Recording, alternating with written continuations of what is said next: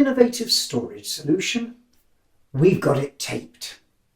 Why the old ones are sometimes still the good ones. Close your eyes and imagine for a moment a computer room in the early days of the industry. Chances are you'll picture large wardrobe-sized metal cabinets whirring away with white-coated attendants tending to their every need.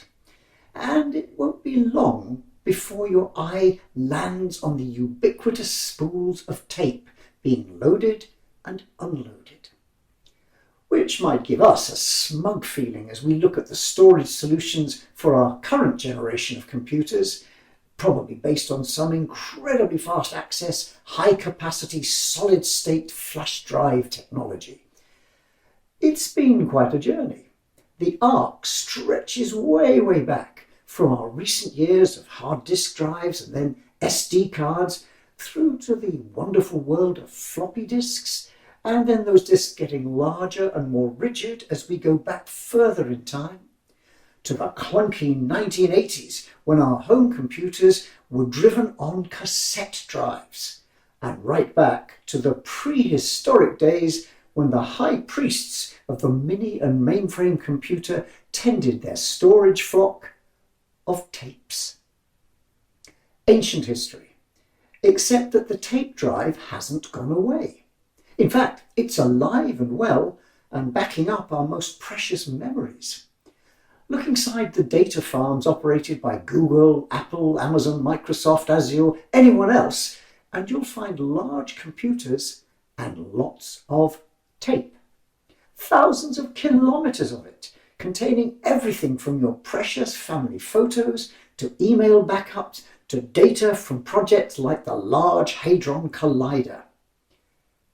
Turns out that tape is still an incredibly reliable medium, and it has the considerable advantage of being cheap. The alternative would be buying lots of hard drives, something which increasingly matters as the volume of data that we're storing is growing. Think about this Internet of Things, all those intelligent devices, whether they're security cameras or mobile phones, manufacturing performance data loggers, hospital diagnostic equipment, they're all generating data which needs secure long-term storage. We've moved long past the era of measuring storage in kilobytes or even megabytes. Now we're into zettabytes, each one the equivalent of 250 billion DVDs. In 2020, the estimates suggested we produce close to 59 zettabytes of data, and that's projected to rise to 175 zettabytes by 2025. Now, fortunately, as IBM scientist Mark Lantz, who's an expert in storage, suggests, we can keep scaling tape and doubling capacity every 2.5 years for the next 20 years. Plus, tape offers a number of other advantages, not least in terms of security.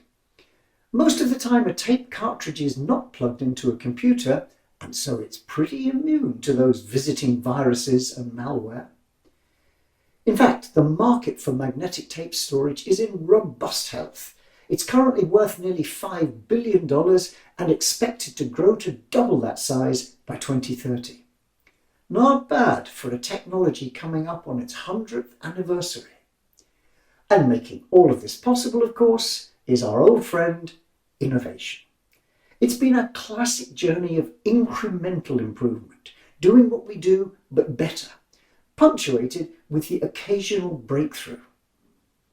It all started in 1877 when "Mary Had a Little Lamb" was recorded and played on Thomas Edison's first experimental talking machine, called a phonograph.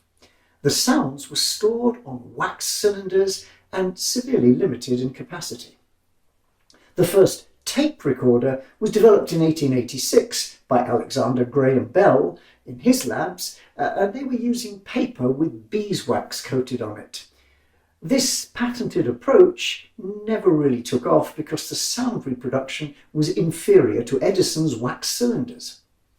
But others soon explored alternatives. For example, Franklin G. Goodale adapted movie film for analog audio recording and received a patent for his invention in 1909.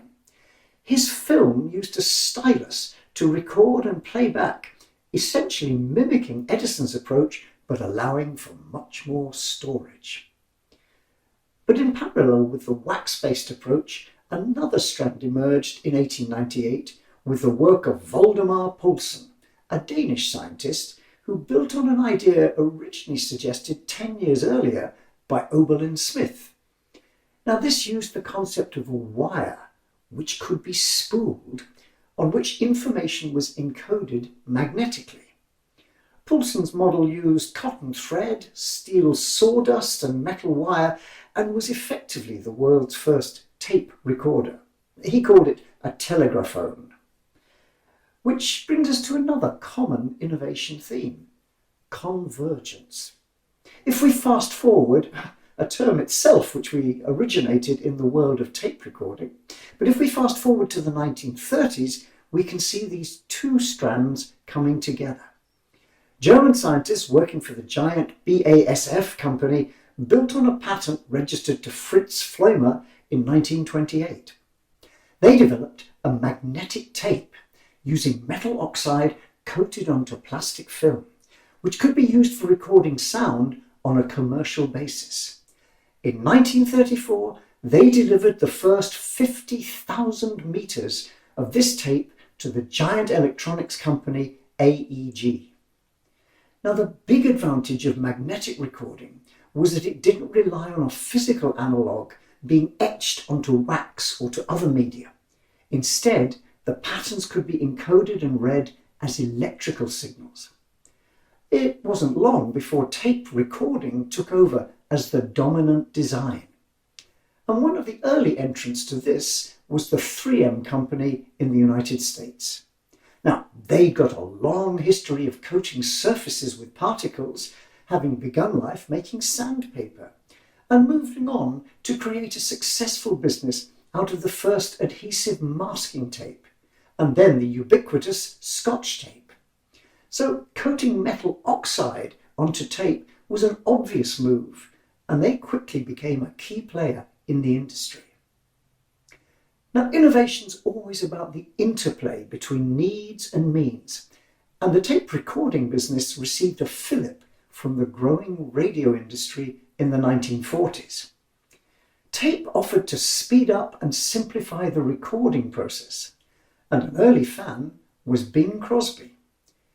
He'd become fed up with the heavy schedule of live broadcasting, which kept him away from his beloved golf course, and so was drawn to the idea of pre-recording his shows.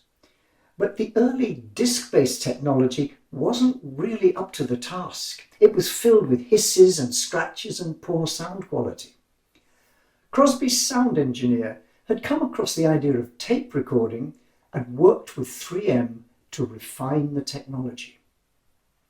The very first radio show anywhere in the world to be recorded directly on magnetic tape was broadcast on the 1st of October 1947, featuring Crosby. It not only opened up a profitable line of new business for 3M, it also did its bit for changing the way in which the world consumed entertainment, be it drama, music hall, or news. It was also a shrewd investment for Bing Crosby, who became one of the emerging industry's backers. Which brings us to another kind of innovation interplay, this time between different approaches being taken in the worlds of consumer entertainment and industrial computing. Now, ever since Marconi, Tesla and others had worked on radio, there'd been a growing interest in consumer applications which could exploit the technology. And with the grandchildren of Edison's gramophone in the 1940s, the world of television joining them, the home became an increasingly interesting space for electronics entrepreneurs. But as the domestic market for fixed appliances grew saturated, so the search began for mobile solutions. Portability became an important driver for the industry and gave rise, not least, to the transistor radio. it wasn't long before the in-car entertainment market began to take off as well. And an early entrant here was the 8-track tape cartridge in the mid-1960s, which allowed you to listen to your favourite tracks without lugging a portable gramophone with you. Philips developed the compact cassette and licensed it for free to promote rapid and widespread adoption, and this led to an explosion in demand. Something like 100 billion cassette tapes were eventually sold worldwide. And eventually that led to the idea of the Walkman, the first portable device for recorded and recording music, without which we'd be a little less satisfied.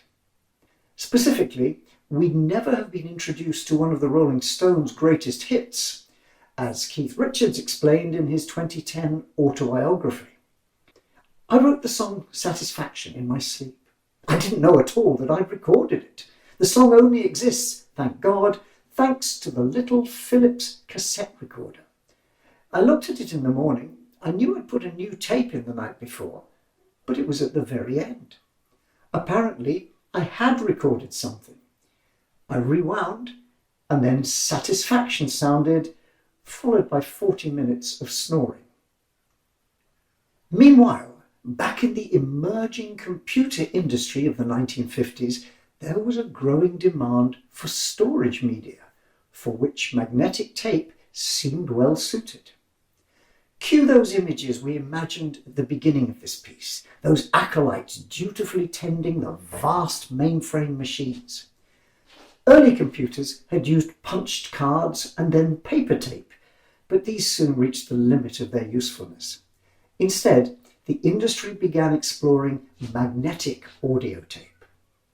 IBM's team, under the leadership of Wayne Winger, developed digital tape-based storage. Of particular importance was finding ways to encode those ones and zeros of binary patterns onto the tape. They introduced the commercial digital tape recorder in 1952, and it could store, for its time, an impressive 2 megabytes of data on a single reel of tape. Not everyone was convinced. As Winger recalled, a white-haired IBM veteran in Poughkeepsie pulled a few of us aside and told us, "You young fellas remember, IBM was built on punched cards, and our foundation will always be punched cards." Fortunately, Tom Watson Jr., son of the company's founder, became a champion, and the project went ahead. But while tape dominated in the short term, another parallel trajectory was soon established, replacing tapes and reels with disk drives, whose big advantage was the ability to randomly access data rather than wait for the tape to arrive at the right place on the playback head. IBM once again led the way with its launch in 1956 of the hard disk drive, and began a steady stream of innovation in which storage volumes and density increased while size decreased. The landscape moved through various generations of external drives until the advent of the personal computer, when those drives migrated inside the box and became increasingly small and floppy. Those developments were taken up by the consumer electronics industry, with their growing use of disks as an alternative recording and playback medium, spanning various formats but also decreasing in size, which of course opened the way for more portability, and people like Sony and Sharp started launching mini disc players in the early 1980s. All of this great use for the personal audio experience, but less so for the rapidly expanding information technology industry. While these new media storage technologies continued to improve, they came at a cost. And with the exponential increases in the volumes of data needing to be stored, came a renewed interest in alternative and cheaper solutions. The road was leading back to good old-fashioned tape. Its potential is in long-term storage and retrieval of so-called cold data. Most of what's stored in the cloud today is of this kind, images, emails, all sorts of backup files. And while these need to be around, they don't have to be accessed instantly. And that's where tape has come back into its own. Today's tapes have moved on somewhat from IBM's rather limited 2 megabytes of capacity back in the 1950s. The tapes are smaller on the outside, but their capacity has grown enormously. They can now hold around 20 terabytes, or if compressed, 60 terabytes. That's a 10 million-fold increase over the last 70 years. The tapes are not wound by hand onto capstans anymore. Instead, they're loaded into cartridges, each of which hold around a kilometre of tape. Companies use libraries of these containing tens of thousands of cartridges, which can be mounted and demounted by automated systems employing robots. The process takes about 90 seconds to locate a cartridge, access and load the tape, so you could be forgiven for thinking it's a bit slow compared to your flash drive, which has an access time measured in milliseconds. There's a pattern here. Established and once important technologies giving way to new kids on the block with their apparently superior technological performance. But we've learned that we shouldn't necessarily write the old technologies off. At the minimum, there's often a niche for them amongst enthusiasts. Think about vinyl records, or about the anti-MP3 backlash from hi-fi fans, or more recently, photography going back to using film and even plates rather than their digital counterparts. But it's more than just nostalgia which drives this persistence of the old. Sometimes, like our magnetic tape, there are performance features which are worth holding on to. In this case, trading speed for security and lower storage cost, for example. Sometimes there's a particular performance niche where the new technology can't really enter competitively. For example, the persistence of fax machines in healthcare, where they still offer a secure and reliable way of transmitting sensitive information. At the limit, we might argue that neither cash nor physical books are as good as their digital rivals, but their persistence points to other attributes which people continue to find valuable. And sometimes it's about the accumulated underlying knowledge base which that old technology represents, and which might be redeployed to advantage in a different field. Think of Fujifilm's resurgence as a cosmetics and pharmaceutical company on the back of its deep knowledge of emulsions and coatings which it learned in the old-fashioned film industry. Or look at Kodak's ability to offer high-speed, high-quality printing on the back of knowledge it originally acquired in that same old film industry. Their knowledge about how to accurately spray and target millions of droplets onto a surface. And it was 3M's deep understanding of how to coat materials onto tapes, gained originally from selling masking tape in the factories and paint shops of Detroit, that helped it move so effectively into the field of magnetic tape. Now, keeping these technologies alive isn't about just putting them on life support. As the IBM example demonstrates, it needs a commitment to regular incremental innovation, driving and optimizing performance. And there's still room for breakthroughs within those trajectories. In the case of magnetic tape storage, it came in 2010 in the form of something called the Linear Tape File System as an open standard. The key to that was that it allowed tape drives to emulate that random access capacity of their hard disk competitors. It uses metadata about whereabouts on a tape particular data is actually stored. So, whichever way you look at it, there's a need for innovation, whether it's bringing a breakthrough to an existing field or helping sustain a particular niche for the long haul. We shouldn't be too quick to write off old technologies as new ones emerge which appear superior. It's worth remembering that the arrival of the steamship didn't wipe out the shipyards building sailing ships around the world. It actually spurred them on to what became a golden era of performance improvement, which it took steamships a long time to catch up with.